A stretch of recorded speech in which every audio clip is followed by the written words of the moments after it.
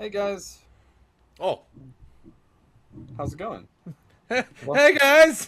Hey guys! Hi. Today we have an interview with Revealing Too Much, and he's going to give us the big reveal on... Rawr. Rawr. I can't. It's always something. You can't, but you still do. Rawr. Oh, rawr. Rawr. Ooh. Rawr. Anyways, we have an interview with a Twitch partner named Revealing Too Much, and we'll see you guys in just a minute. Let the chaos begin!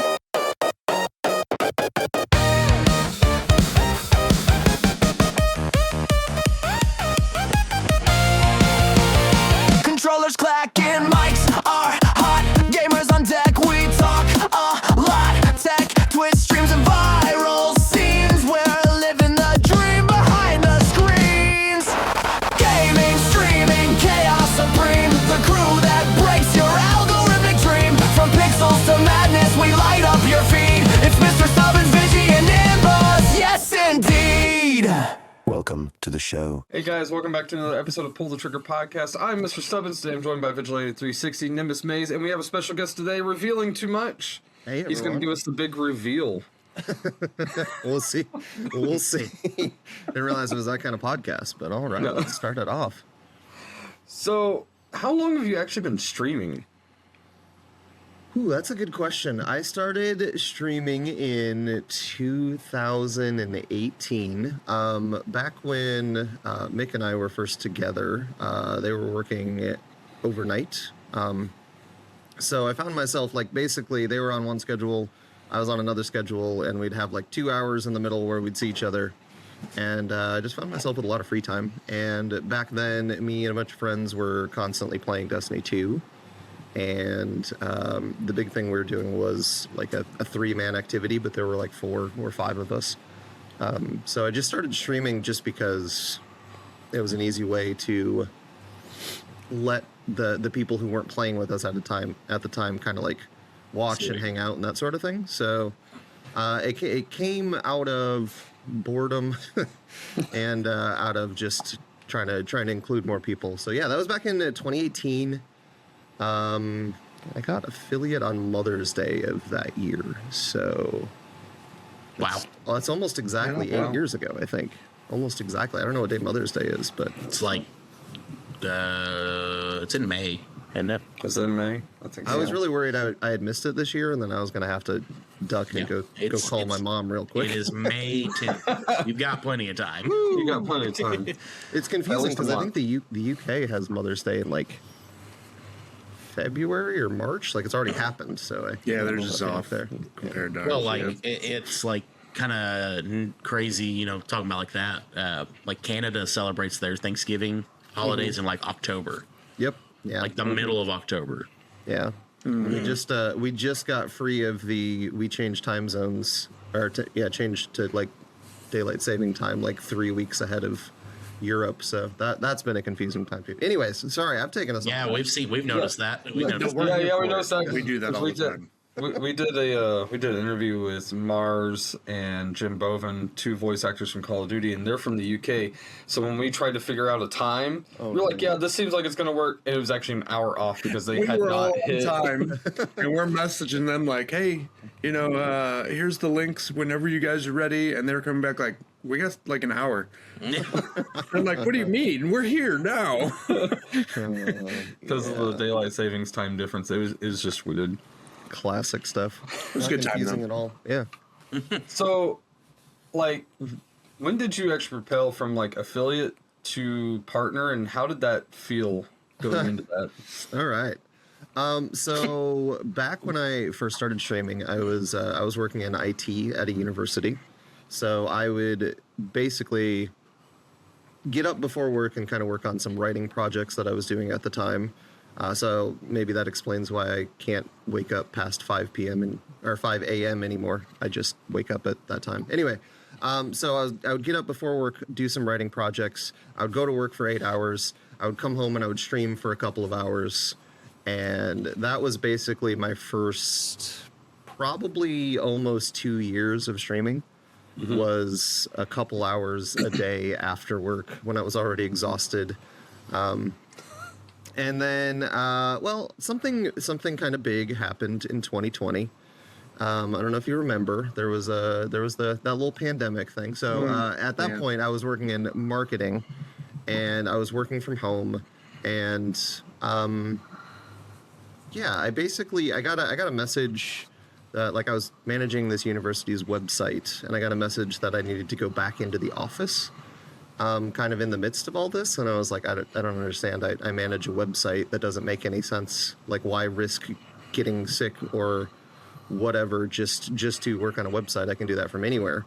But it was like a company mandate. So talked it over with Mick a lot, and we decided that it probably, I gotta be honest, I wasn't making a lot of money at that job. So we decided that with the 40-minute commute, and my car was getting older, so eventually it's on the verge of falling apart. We decided that it was just not worth the cost of me going back in. So in September of 2020, I started streaming full time. It was kind of just supposed to be a stopgap between other things, basically. But it just kind of stuck.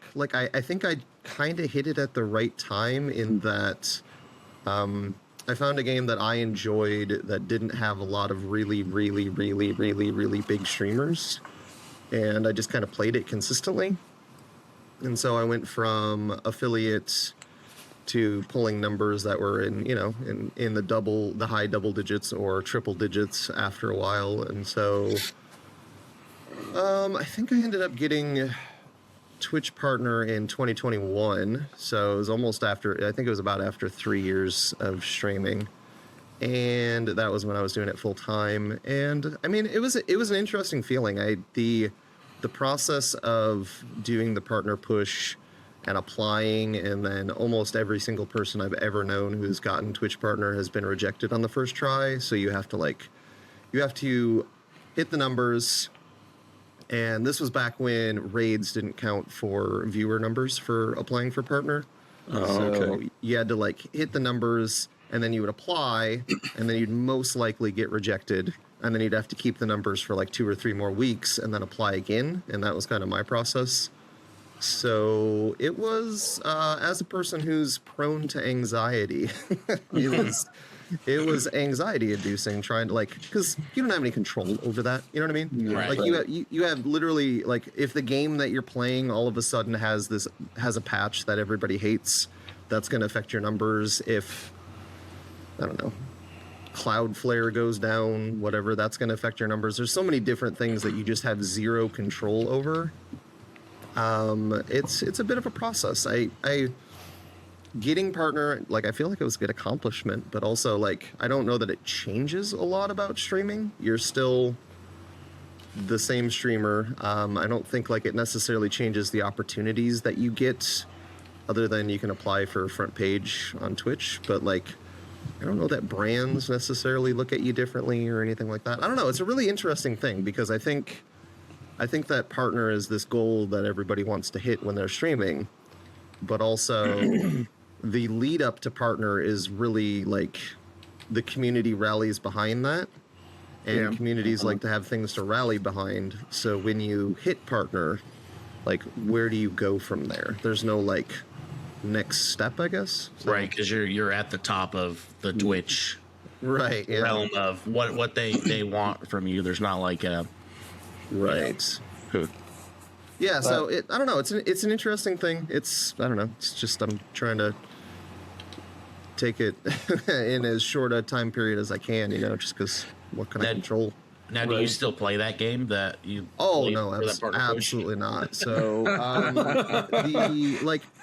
don't have anything against it, but it was I don't know if you guys remember Marvel's Avengers. That was the game. Oh, okay. That was the game that got me Twitch partner, and that explains why there's hardly anybody playing it. Yeah, granted, I enjoyed it at the time, and I still have a lot of fond memories. I have a bunch of friends that I still talk to this day because of it. Mm-hmm. But it was also kind of one of those victims of being released too early. I think if it was released in kind of a like it to me, it felt like the game felt like it was trying to get to the point of being like a Destiny type game in terms of like the looter circuit, but it just didn't really ever get a chance to get there. So still have a lot of good feelings about it, but it also, it was officially shut down 3 or 4 years ago at this point. So yeah. Now I would say the fact that you did the affiliate and partner status during the time that you did is a pretty major accomplishment, seeing as now in the environment that Twitch has now, it's so much easier to do both.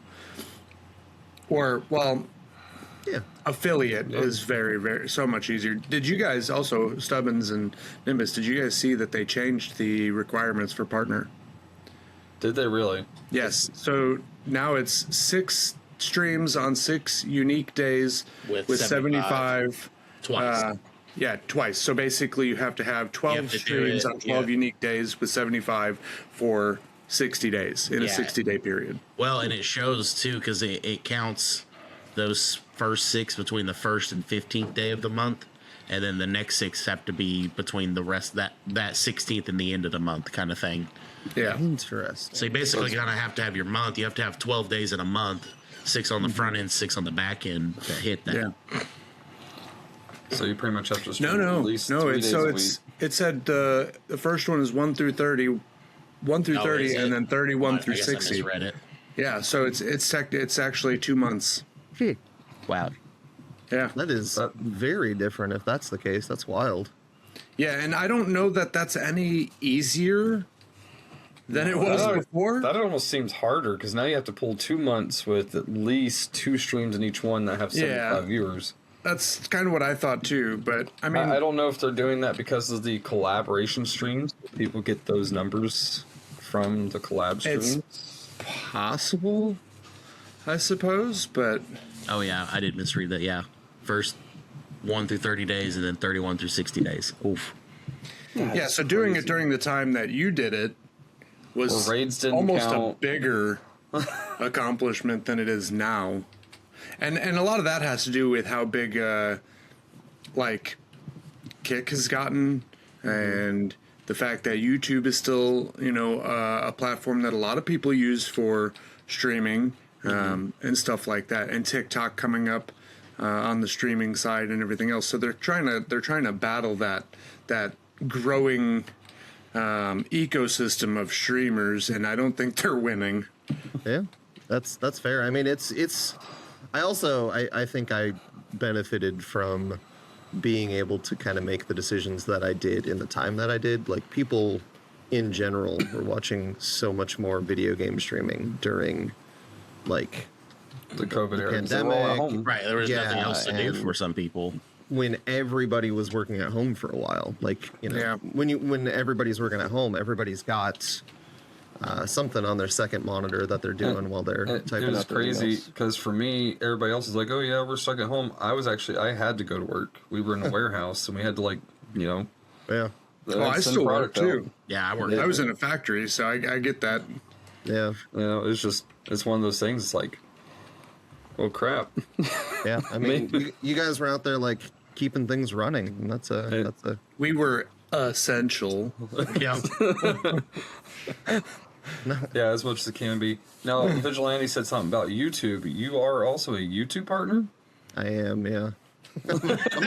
I'm a bad YouTube partner. Bad YouTube partner.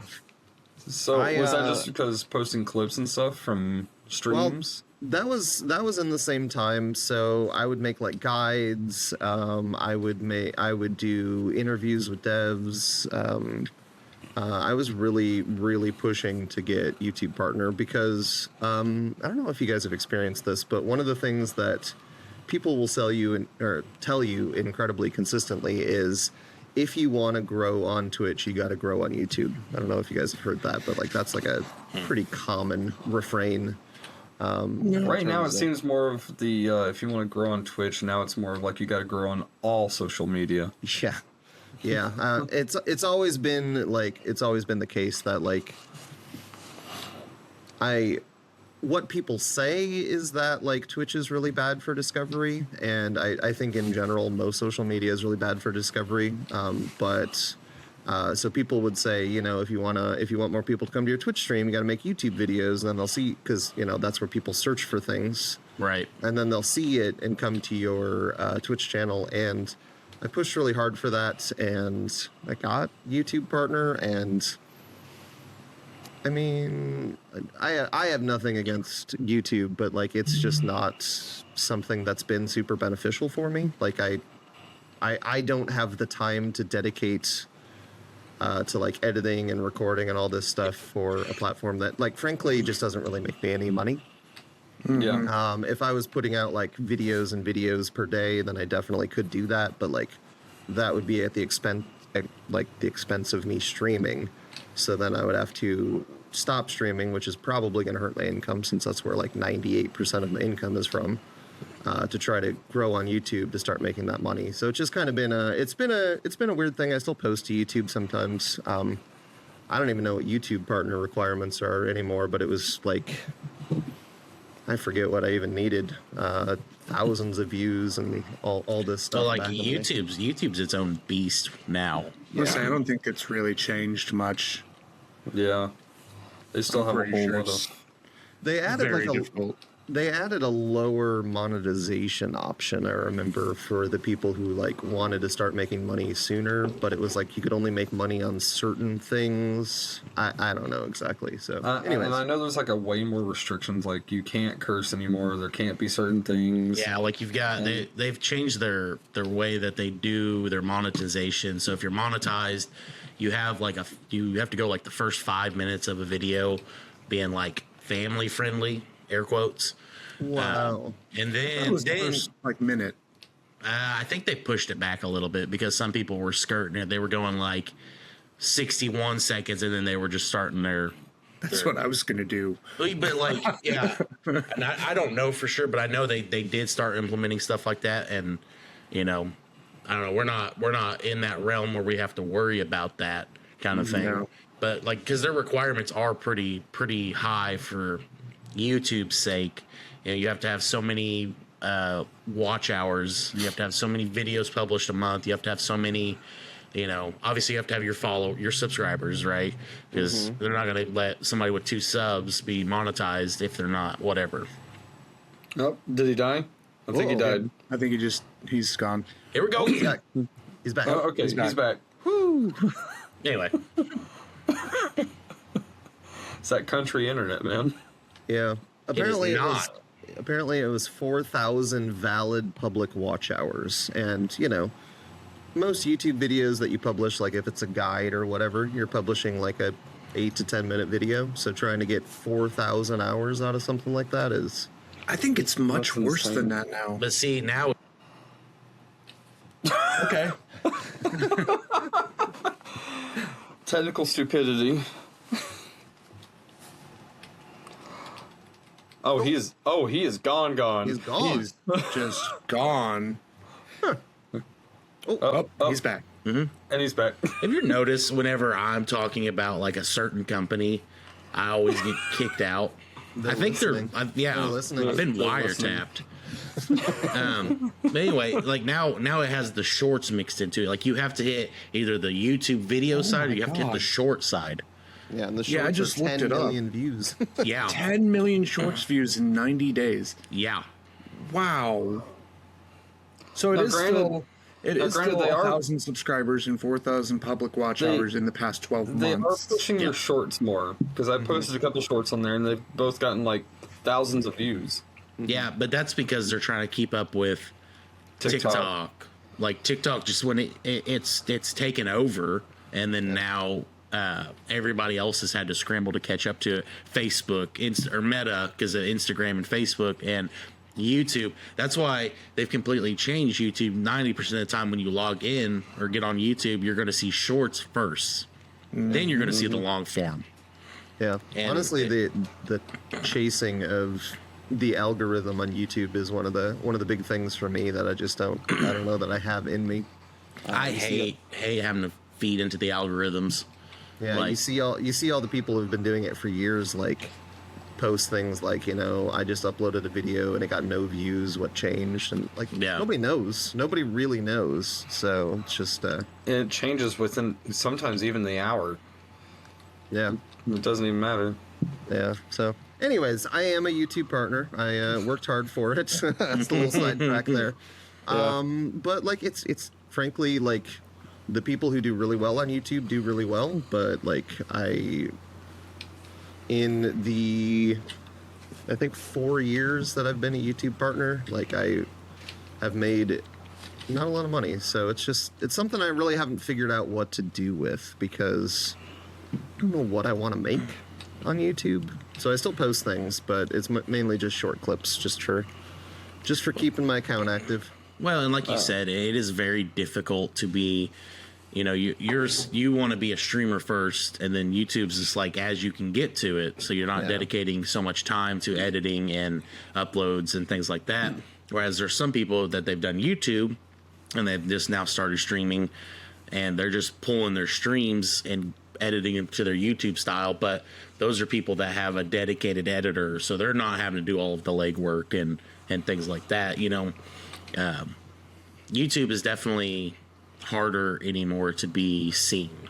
Yeah, absolutely.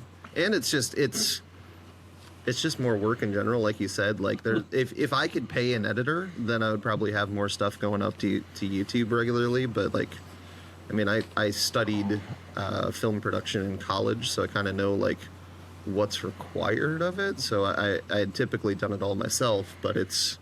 Well, and like we've said, it's always changing. So now we're kind of in this realm of you got to have the transition sounds and the quick things popping up on screen, because you got to keep people's attention. Because we're not in the days where YouTube, you could just play it and listen and be like, oh, I'm getting the information on this game or how to do something. Now it's like, is this generation that's past us is not able to pay attention.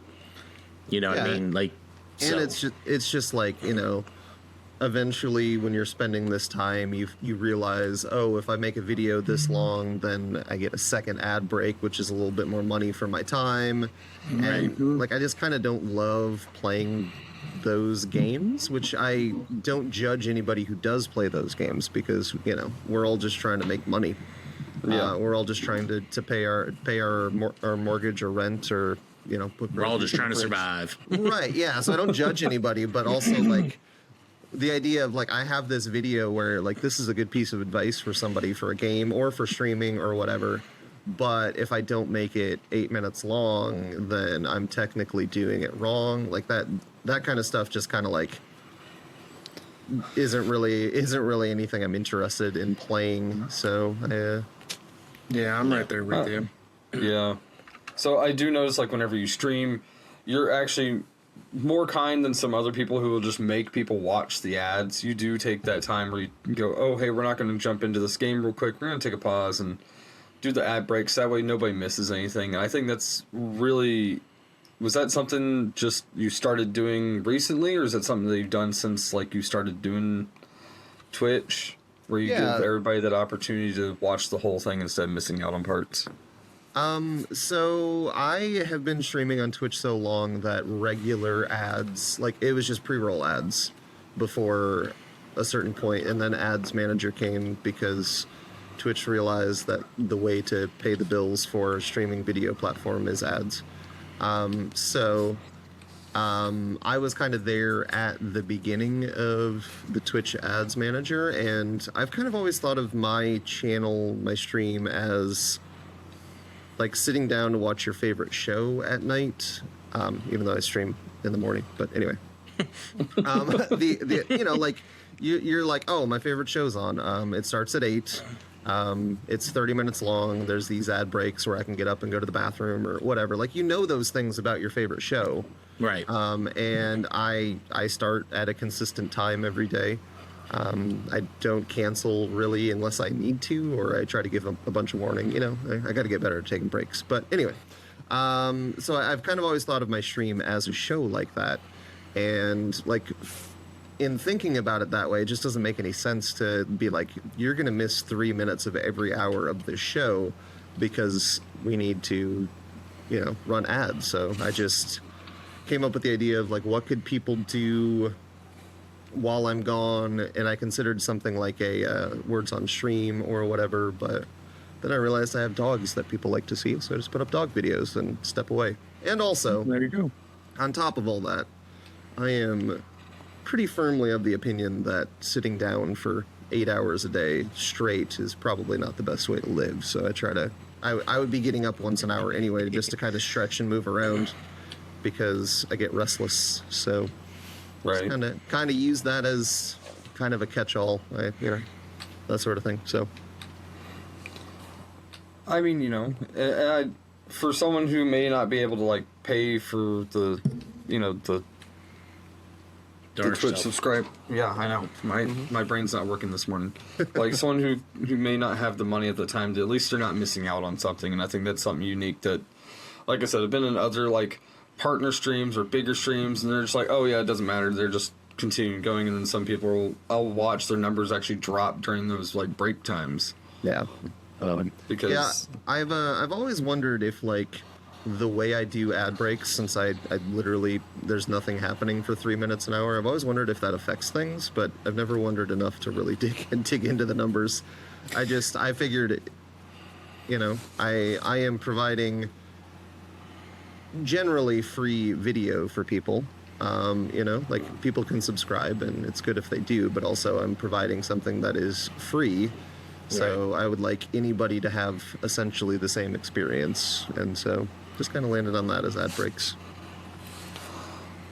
I think a lot of the what you were saying, Stubbins, with the numbers dropping, it goes back to the attention span thing.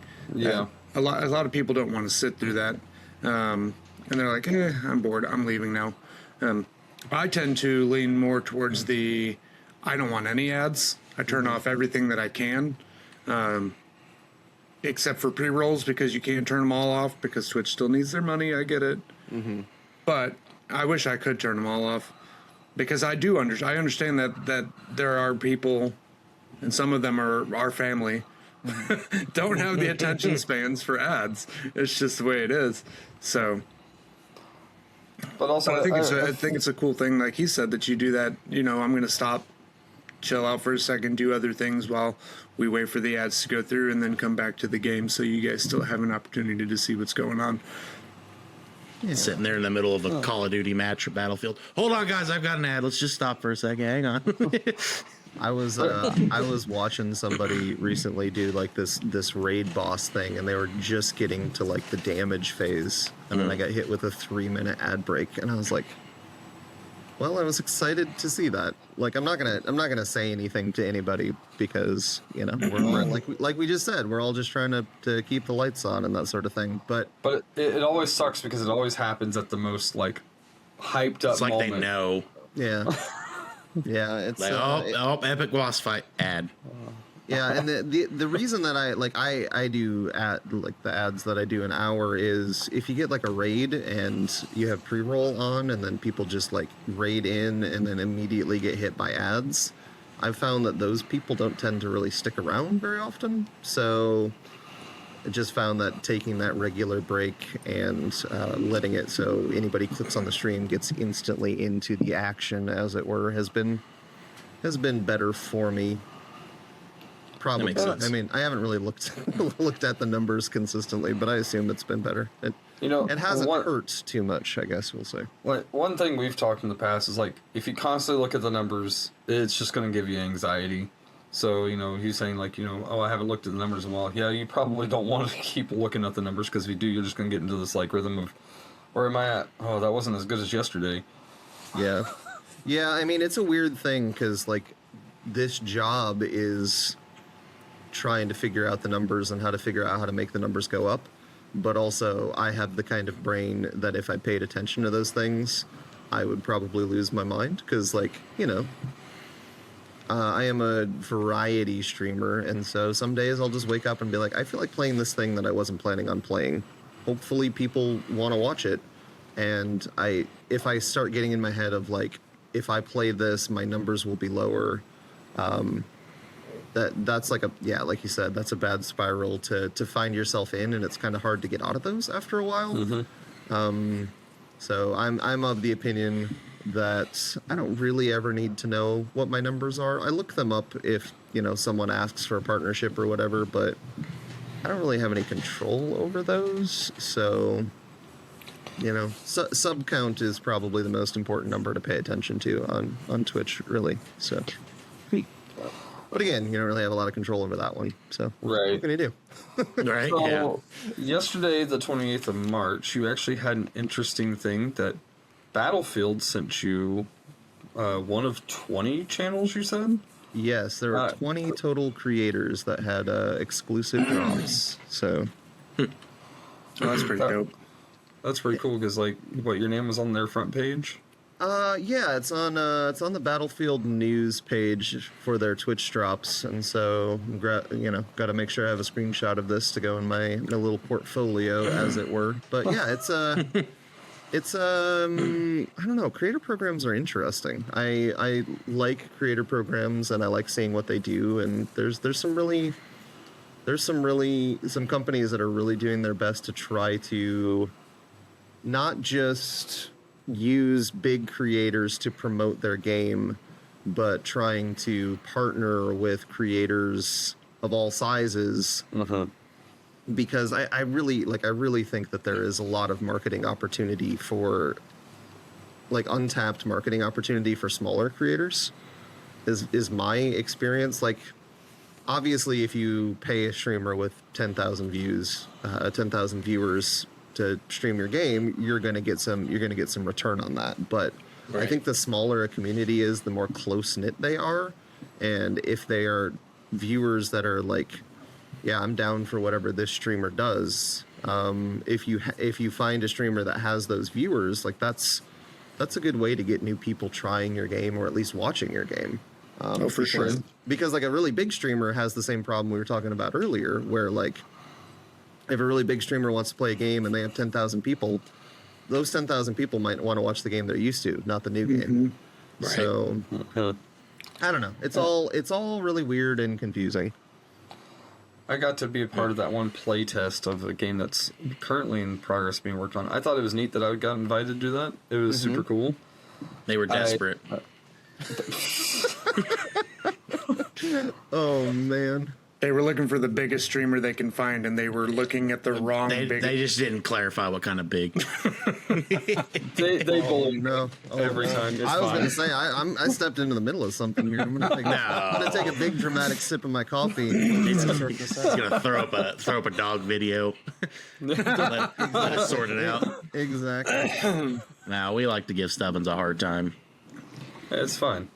But no, I mean, getting those opportunities to play things that other people haven't played, and honestly, I think that probably every streamer would benefit from getting to talk to developers, because one of the, in my opinion, having done this for a while, one of the worst pieces of feedback about a game that you see in chat and you hear from streamers is, why don't they just X?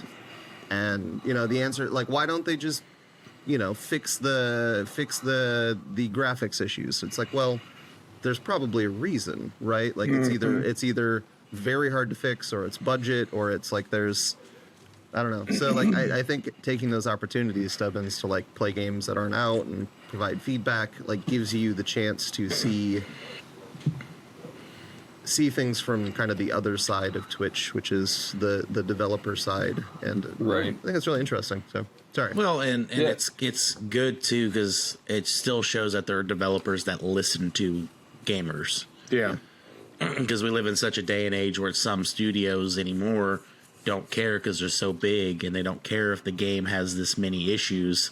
Mm-hmm. Unless it's somebody that's pulling, like you said, 10,000+ views, making an outcry about it on Twitch or whatever. Generally, it doesn't get fixed. Yeah, it's tough because we're kind of in an era where game budgets ballooned, game scope ballooned, everything just ballooned so far, and I think it probably did that faster than a lot of companies were ready for, because Oh, for sure. the bigger your game is, the more that there's going to be to fix. And as soon as you release a game out into the world, like what's the rule that, like, if you release a game and you have like 10,000 players for the first hour, like you've basically eclipsed your entire round of QA for the entire time the game's been in development in the first hour. Right. Like, so yeah, I don't know. It's really interesting stuff, and it's interesting to see, like, we have so many games now, and they're all like, a bunch of them are really huge, and it's just it's an interesting time where it seems like a lot of companies still really want to make forever games, and a lot of gamers are like hopping onto a new game each week. And I think that's a really interesting thing to watch, of like how many games are going to sustain for the first year or the first 2 years, and I don't know. Right. Well, see, and that's one of the things we kind of talked about in the last episode, is that these games, they keep putting out the same exact thing over and over again, and a lot of people don't want that anymore. They want something new. They want something fresh. They want, you know, and so these how you quoted it, forever games are not what we as gamers are looking for, because these forever games are the same exact thing we've already played 100 times. Yeah. Just reskinned. Yeah. So I think that a lot of game companies and a lot of these indie developers are really kind of cornering the market on the gamings, because they're putting out new, fresh, something completely different that no one's seen before kind of games. And then I don't know, I think that's what a lot of people are looking for. That's what I'm looking for. Yeah, I think a lot of us are looking for. I think the way that I usually think about what I assume people are looking for, because it's probably what I'm looking for, is something new that feels like something old. Like, it doesn't have to be something old, but like, I think we're all kind of chasing that high of playing Halo LANs with our buddies growing up. And that doesn't mean that we just want Halo again. Right. We just want something that feels like it. Right, yes. You want something that gives you that same feeling of like, oh my god, it's bedtime, but I just need to play one more match. That sort of thing. And I The think next big thing, if you will.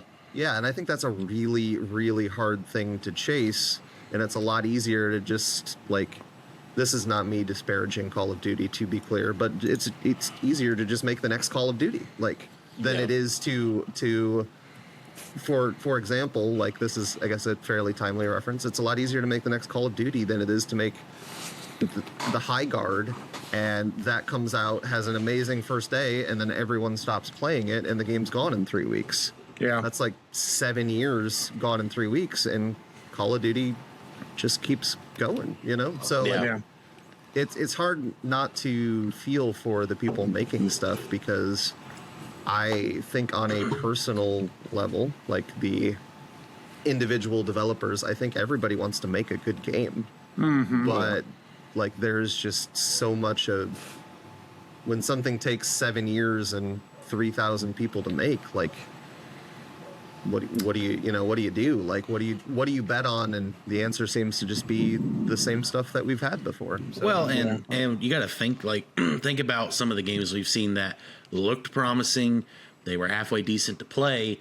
They either get review bombed into the dirt, or they peaked and then nobody was interested because it's not the Call of Duty or whatever, you know, like you talked about it, the Marvel game. I mean, it very well could have had potential, but it suffered from, you know, maybe coming out too early, not being able to fix things in time, and then people review bombed it into the dirt, and they just had to pull the plug. Or like, there was that one on the Xbox, Anthem. It was a really promising game. Didn't play had the best. So much promise. But they pulled the plug on. I think they pulled the plug on that game way too early. I think they could have saved it. I really do. But, crazy that they just shut down the servers like last month. Yeah. This month? It was sometime very recently. Yeah, it was sometime I just seen the this year. announcement for that.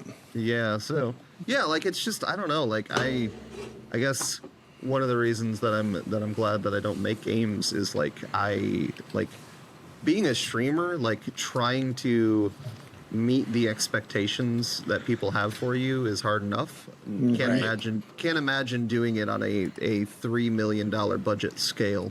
Right. Right. And with that, like the one that you were talking about, where it was like gone in a week or 3 weeks. It's like you put all that time and effort into it, and it's gone in a blink of an eye, and you're just like, well, that just went down the drain. Yeah, like it's. I mean, I think these really big companies or really big investors made a lot of big bets years ago, and I think we're probably still sitting in the middle of seeing the result of these big bets, and like, I don't know, man. Like, Now, some games though that have been like in development hell, or if you will, when they came out, there was just no way to save them. yeah, Like like Duke Nukem Forever, it was in development hell for years, right? And it come out, and it was just like, this is what we got after 10 plus years of waiting. Some games they just literally cannot be saved, but there are some still that I believe that we could have fixed, and they could be the next popular game. They could be the next thing every streamer's trying to play to, get a slice of the pie, if you will. Yeah. I mean, I hate to bring this up because I keep bringing this up on my stream as well, but like, if you want like a sign of where things are right now, like just look at Epic just laying off 1,000 people after making presumably about $6 billion last year. Yeah.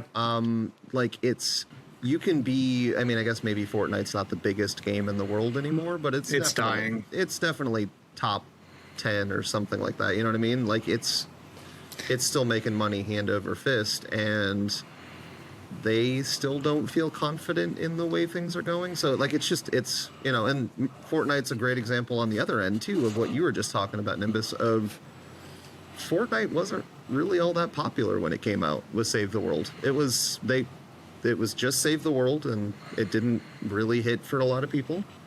And the reason that it became the juggernaut that it was is because they had enough money to put into it to get through that time, to get the big explosion where everybody in the world was playing Fortnite for a bit. Right. So, But see, now I think we've talked about it last week, actually. We think, Fortnite, it's dying. I mean, all of these, it's just like every other game right now that is doing collab after collab and outlandish skins and things like that. I remember when Fortnite came out, I played and I'm like, man, this game bad. Like I couldn't stand it. I played one match and I was like, I don't think this is going to go anywhere. I mean, I was wrong because it did end up blowing up to a very, very big game and a big deal, but now it's peaked and they're just throwing money to try to keep it afloat, I think, and I don't know. Yeah, I mean, the problem is, like, I guess in my mind, what I see the problem is like, Fortnite hit a level of, like, an echelon that I don't even know how many games ever have hit, but that wasn't a high enough chart. There needed to be, the number needed to keep going up.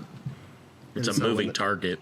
Right, yeah, exactly. Once you reach the top, there's more to climb. Yeah, exactly. So like, I don't know, it's going to be really interesting to see the next few years, like what games come out, what games last, and because right now we talked about it. I'm sorry to interrupt you. No, you're okay.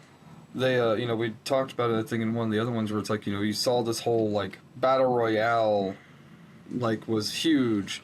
Now you're seeing extraction shooters. What's going to be the next thing?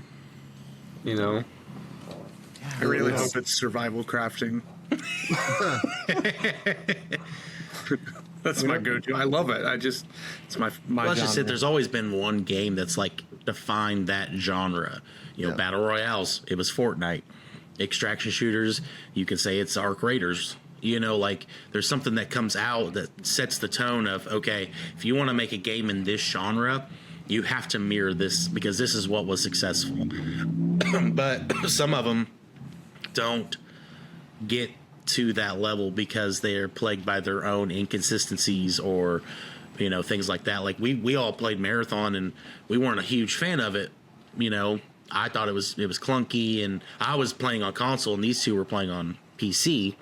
You know, and we were all kind of having the same kind of issues. That was also during like the server slam, so you know things could have been different for the servers not being able to handle the load of people playing and whatever. But you know, I found myself comparing it to Arc Raiders because that's the game I played, and that's the one I'm saying is the extraction shooter game right now.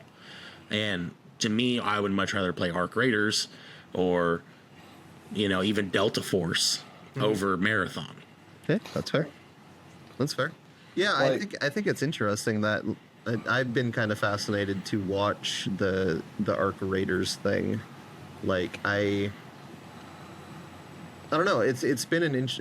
I didn't expect Arc Raiders to do the numbers that it did. I don't know if anybody I thought it was going to be. I don't think big. Embark thought it was going to be as Yeah. big as it was. I thought it was going to be big from kind of the first time I got to do a beta or a playtest or whatever they called it for Arc Raiders. Like I thought it was going to be big, but I don't know that I expected it to be this big and this lasting, just because it is an extraction game. And like the most successful extraction shooter before that was Tarkov, and that is for a very specific type of person. Yeah, Very much and my buddy got me to play Tarkov, and it uses every key on your keyboard just about. And because you It's have like to Mavis Beacon check- just typing over here. But I mean, it was just like, oh, you have to check and make sure you have round in the chamber because you don't know how many bullets are left. You know, you have to. Your Yeah. gun may jam. You'll have to unjam it, and I'm just like, holy shit. My buddy's like, yeah, it's fun. I get on there, I'm like, I don't know what I'm doing. This see- isn't fun. see- I hate my life. Tarkov's a great example of a game that was good, but then one update killed it. Yeah. You know, when they did it was, I'm going to butcher the whole thing, so just bear with me. But basically they added another kind of PvP, like crossplay something in there, but it was subscription based or it was very expensive. It was like $100 some just to be able to do a certain feature in the game. Was it either they added a couple things? I think they added like an arena mode. Is that what it was? They added an arena mode, and then they added a PvE mode. And the so it wasn't just the PVE mode. That's what it was. It was the PvE when they insanely added the expensive one. Yeah, that's what. Because when they did that, everybody was griping about it because of how expensive it was. Yeah. Right? fact This is that something you're we've like, oh, wanted hey, to do. You want to play by yourself and actually enjoy the game? well, a lot of people were- $400. Another thing, a lot of people were like, you know, they had done the, I think before the game came out, there was like what's it called, where they do like a bunch of funding. It wasn't like a GoFundMe, but it was Crowdsource. Crowdsource. yeah, they did like a Kickstarter? crowdsource for it. And like, you know, they were promised, hey, you know, you put in this much money, we'll make sure that like you'll get we're going to start with a PvE, but then you'll get a PvP, which is like a multiplayer version, and a PvE, all for the same like bundle price. And then they come out with the PvE. It is higher than most other games, and then you have to pay for a PvP, and then you also have to pay for the PvE separately. You can't just have it all in one game, and I think that's what really killed Tarkov, because a lot of people wanted what most other games are giving. You know, you get like a full game instead of having to pay like a full game price for each individual thing. Yeah, and I think Tarkov in general just kind of was already. It's very like I said, like Tarkov I think is for a very specific type of gamer, the type of gamer who wants to do a lot of micromanaging, and the type of gamer that like doesn't want a HUD, doesn't want to know who's on their team. You know, like it's for a very specific person. And Arc Raiders came out and took that genre and made it something for everyone, really. Like I think by giving people like endless ability to play their own way, like all of these games rely on essentially creating your own stories in the game rather than it being a story told to you.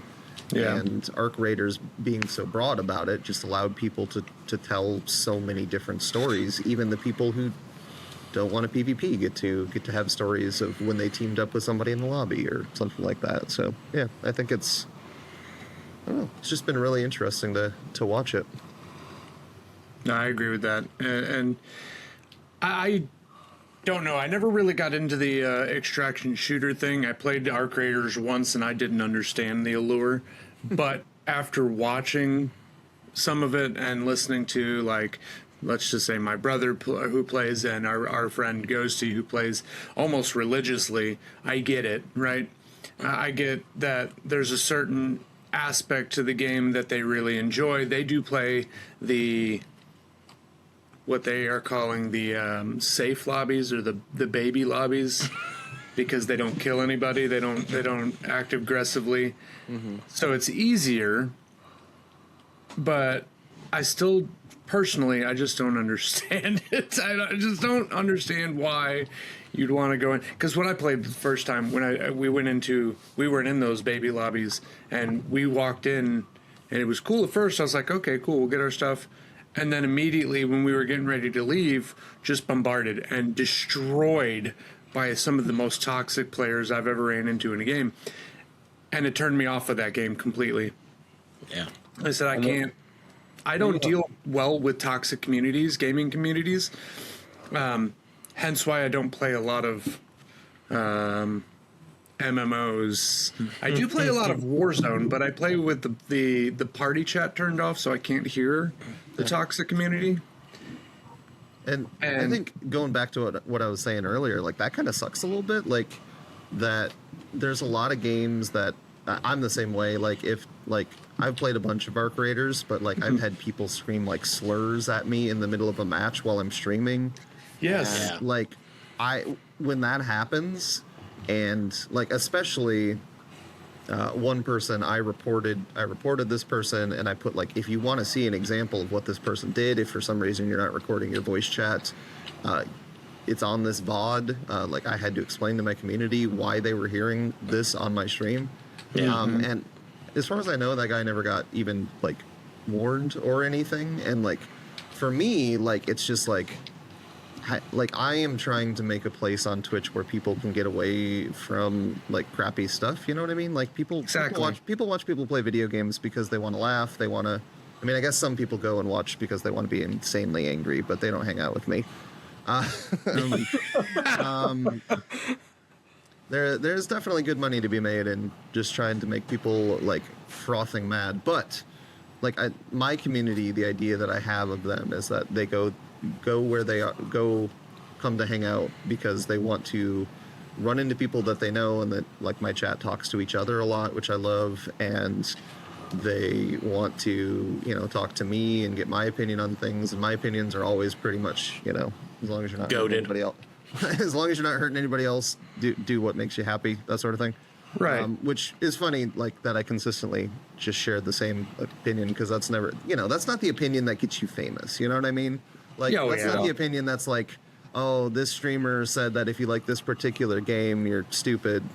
You don't get headlines when you're just like, just play what you like, man. I don't care. Like if it's not a game but for it's me, your opinion, and that's what they're wanting. They want the real you. They don't want, a corporate shell or somebody that's been bought out or whatever you're gonna say just for the clicks. Like, Yeah, and like it sucks that that's kind of the game. But anyways, the point is, like, I just don't like you said, like I don't like bringing that in front of my community. Like there's been a few games that I've kind of taken a step back from just because of toxic communities. And like, agreed. It's so weird because Arc Raiders like is such a friendly game for the most part, but if you find yourself in the lobbies where people actually play the PvP, people will shoot you first and then scream at you when they lose. And it's like, I don't know what to tell you. I'm playing a PvP game. I don't know what you're playing. So, right. Yeah. Yeah. No, don't you weigh in on that, Stub. We played the other night. Every time he went down, this man went on a little tangent. Oh, no. Oh, no. No, yeah, don't act like you're, oh, yeah, I get that, man. I get it, Stubbins is the toxic community. I am. He was pretty rough. I'm big enough to be the toxic community, okay? He was playing Battlefield with me yesterday, and he was just laughing and having a good time. I don't know. We didn't get any. Maybe it's how you. good was he at it? How good was he at it? How good was he at it? Actually, I was doing pretty. Hey, I was watching it.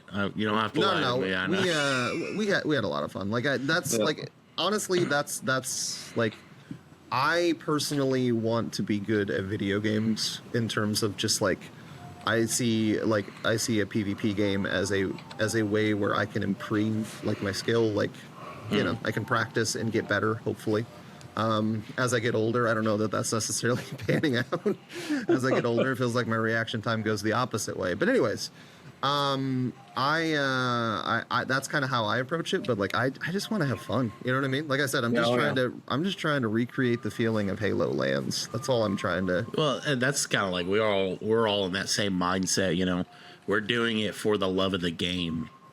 Literally, we play games that we love or whatever. It's because that's what we want. We want people to come in, kind of like what you're saying, and feel like, man, this is a chill community. I get to watch a game that maybe I'm on the fence about getting, or I really like, and I can't play it anymore, kind of thing. And they get to relive that Halo LAN party feel. Mm-hmm.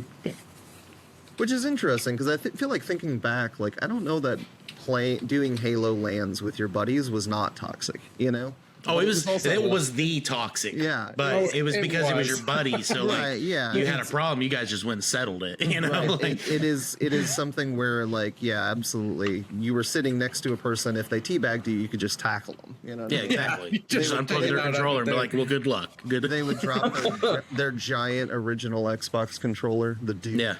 1v1 on Hang 'em High. Let's go. Hang 'em High pistols only was the ultimate Halo 1 experience. I mean, that's what we need to fix the gaming community. We need to bring back these 1v1s. 1v1 me on Rust, bro. 1v1 me on Rust. You want to talk about a toxic community? That is a toxic community. I'll never forget because a lot of times people would do like their streak of how many times they've won on a 1v1 as their clan tag. Yeah. Mm-hmm. Oh, that's so good. We one of the games that I played for a while was Skull and Bones. It was just like a vibe on a pirate ship game. And somebody came in one time and was trying to promote his stream in my chat, which, if you're not on the Twitch world, pretty big no-no. Yeah. And like it kind of doesn't bother me, but also it was like kind of awkward. So Mick actually called him out on it, and this person was trying to 1v1 Mick, my partner, in Skull and Bones, and like it was the strangest experience of like, what are you talking about? Like, do you think it was such a weird experience to the point that we made a channel point redemption where you have to have like 1 million channel points or something like that, and then I think it's 5 million. Is it 5 million? Good. Yeah. Good. I should keep increasing it because that's funnier. So I keep trying to like Somebody's sit right there at and watch 5 so I million, can get to it and see what happens. I gotta be honest, I don't know what's gonna happen if anybody gets to it. You're like, oh, well, somebody hit it. Oh, crap. Mick, you got to play a game for me. Yeah, I don't know what game you will be 1v1ing in, but Tetris. Tetris. She'll roll a d20 and hit a 20 and cut their head off with the. yeah, exactly. Well, speaking of which, he runs a podcast that does Daggerheart. I do, yeah. What's Daggerheart? Daggerheart's like D&D. It is the D&D alternative from Critical Role. Oh, okay. Tabletop role-playing game. Yeah, see, when Stubbins says stuff like that, I have to have him clarify because I am not in the D&D world at all. Fair enough. So I don't understand it. Well, usually we have to have Stubbins clarify anyway because we don't know what he's talking about. That's true. I mean, Goodness gracious. my mind's going like 5 hamsters this way, and then my mouth's going 1 hamster that way. I don't know if that's how many, but Going with hamsters, huh? That's what you want to go with is hamsters. Got it. They're not very fast, though. You have corgis, and you could have used corgis. I That would could have have been used better. corgis. They're not even in here right now. Oof. Oh, okay, so as we get ready to wrap this up here, I got a few little like quick fire questions, maybe. Okay. I'll try to be brief in my answers, unlike all of the other answers I've given you so far today. listen, we So love it. where did your gamer tag or username come from? Great question. Growing up, Pass. I was on a very early version of the internet, and I don't know if anybody else had this experience, but my experience was that adults would always be like, "You got to be careful on the internet. People are going to try to like steal your credit card information." Or, well, I guess I was a kid, so I didn't have a credit card, but people are trying to like. There was constant warnings that people would try to steal your identity, or people were just basically trying to be creepy. And so we would all make up usernames. And I was thinking about it, and I feel like the username that you pick still tells something about you. Like when you pick a username, you're still revealing something about yourself. And so I just picked a username that was self-referential to that idea. Like, What? So cool. Makes sense. Have you played Pokemon, and if so, which one's your favorite Pokemon? Oh, jeez, man. The 2 games I played growing up were Halo Combat Evolved and Pokemon Yellow. So, Yellow. Let's go. Yellow remains my favorite, although Mick is currently obsessed with Pokopia right now. So, Fair enough. I want to play it. It actually looks pretty fun. Yeah, it looks pretty good. So what is your favorite Pokemon? Oh, it's Yellow. I haven't played, outside of the original 150, I don't know that I can name a lot of Pokemon, so, yeah. Oh, I was just saying, anything else? Like a Pokemon. Like the Pokemon. My favorite Pokemon, not Pokemon game. Oh, it's Pikachu. Well, so he asked that in a weird way. He was asking you if you've played, and then if so, do you have a favorite? Yeah, so then that's my fault. I mean, He said Pokemon Yellow was his favorite, and I immediately assumed Pikachu was. I did too. I wasn't going to press you. It's 100% Pikachu. I thought you meant the game, but yeah, if we're talking actual Pokemon, Pikachu for sure. I'm terrible at this. I don't know why they let me speak. Because you paid the Can't bills. stop you. That's why. Which brings us to, why did you agree to join us today? How much begging did Stubbins have to do? Not really a lot. No, I Stubbins asked, and I was like, sure, why not? So That's awesome. I'm terrible at responding to Discord DMs, as Stubbins knows now. But it wasn't really a lot of begging. I messaged him. He's like, yeah, I'll get back to you. 2 weeks later. Oh shit! I forgot. I didn't even respond to this. Legitimately, I have 200 Discord notifications right now, so That would stress me out. it's not great. I've decided to just let go of the idea of cleaning them. Every now and then, I just like have them all, like all the like Discords I'm in. I just have them like all in a group. I'll just mark all as red. I don't even have to do it. I mean, honestly, I think that sorry to give a longer answer when I said I wasn't, but I'm in a lot of different creator Discords, and most of those creator Discords have like 1 or 2 pings a day. And so it's just, you hit a point where you're like, I just streamed for 8 hours. Do I want to go read Discord for the next 2? So, yeah. Anyway.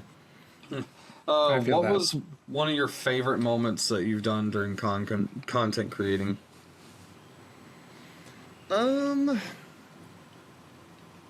That's a good question. I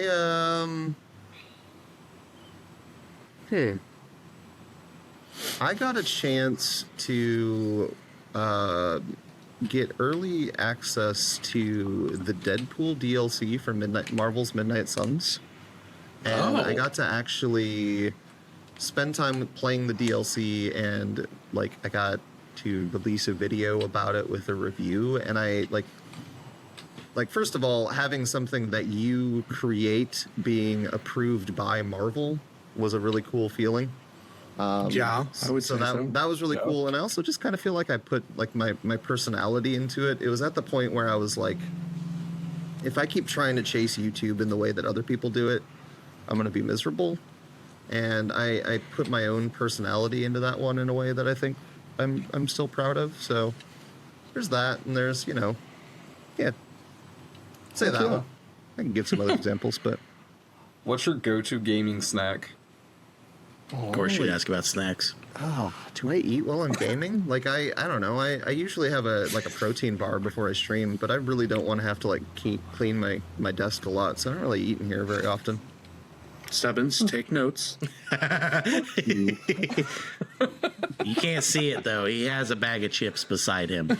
Hey, no judgment. No judgment. I just I am. Oh no, I get full judgment from these two. Oh, we're all right. No judgment from me. You guys are allowed to judge each other as much as Oh, we do. We do. You hear that? So- We got permission from a Twitch partner. That's right. Oh man, like you should have seen it. And then yesterday, Nimbus came over, and we're doing a April Fool's episode that comes out, Sorry, and it'll be out whenever this episode airs. Yeah. And he came over. We're taking shots of me like picking up like just a bunch of stuff at our local like Dollar General, like just mounds of just sugary stuff, just like in my hands. And it came over and he had my wife help. I'm laying on the ground, just like covered in like snacks, and she's just pouring Pringles on my face. So, I was like, "Hey, you want to help with this?" She goes, "Yeah, what am I doing?" I said, "You're gonna throw food at him." She goes, "Deal." Deal. He had just like I just handed it to her, and I'm like, "I'm And not ready she's yet." like, And she "Tuck starts one up." eating them at him. She's like, "I got to get my throat out." Oh my goodness. Some aggression out before it actually starts. That's great. Well, I appreciate you coming on today. That Thanks was for having me. great to have you on. Might have to have you on again at some point. Sure. And we'll let everybody know where they can find you. I'm sure like Twitch, obviously. Yeah, Is there Twitch, any other socials? YouTube, Blue Sky. I'm revealing too much on all those places. I'm really not anywhere else. I'm technically on TikTok, but I've had an issue with my TikTok account for a while. It just hasn't let me like post anything, so I just haven't done anything about it. Permaband. Shadow man. Probably not, but we'll see. I don't know. I had a someone impersonating me on TikTok for a while. That was pretty fun. Ooh. That was pretty fun. You know you've made it when you get a TikTok impersonator. The TikTok impersonator had more views than I did, so Oh no! he was doing really well. It's my exact videos just uploaded to his channel. He was doing Oh great. no! It's like when the person that plays a superhero goes to a lookalike contest and they lose to somebody else. Yeah. Yeah. So, anyways, yeah, I'm just revealing too much on most places. I'm pretty much just on those three, but you know. All right.